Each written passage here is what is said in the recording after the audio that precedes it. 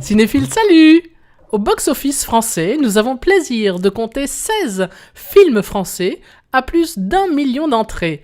Alors, vive le cinéma et excellente année à tous! La création ouvre les festivités cette semaine. Yves Saint-Laurent, le film de Jalil Lespert avec Pierre Ninet et Guillaume Gallienne. Paris, 1957.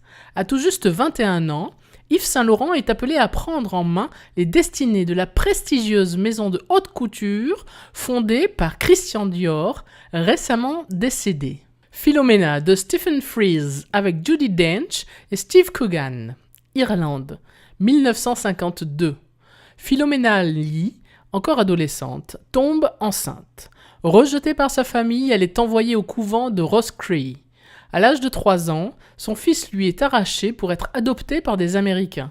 Pendant des années, Philomena essaie de le retrouver. Pour ton anniversaire de Denis Dercourt, Paul, le jour de ses 16 ans, passe un pacte avec son ami George, qui, lui, doit quitter la ville. Il pourra sortir avec sa petite amie Anna à condition qu'il la lui rende à l'identique quand George le souhaitera. Homefront de Gary Fleder. Ancien agent de la DEA, Brigade américaine des stupéfiants. Phil Broker se retire dans un petit coin tranquille de la Louisiane avec sa fille pour fuir un lourd passé. Mais Broker ne tarde pas à découvrir qu'un dealer de méthamphétamine sévit dans la petite ville. The Spectacular Now de James Ponsoldt. Sutter est un adolescent brillant, drôle, charmant et très porté sur la boisson.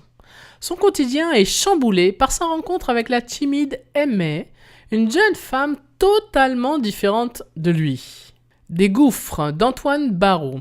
5 gigantesques gouffres viennent d'être découverts sur des plateaux reculés à l'autre bout du monde. Une équipe de chercheurs est envoyée sur place pour descendre dans les profondeurs. Fanny Ardant passe derrière la caméra, cette fois pour Cadence obstinée. Une femme a abandonné sa brillante carrière de violoncelliste pour l'amour d'un homme.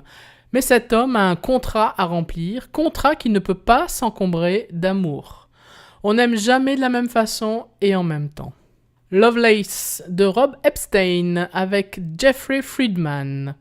Il s'agit d'un biopic sur la vie de la star du film érotique de 1972, Gorge profonde. Destination Love de David Telber. Frustré d'être célibataire, Montana Moore se lance dans une quête intense de l'âme sœur. Les sorcières du Zugarramurdi de Alex de la Iglesia.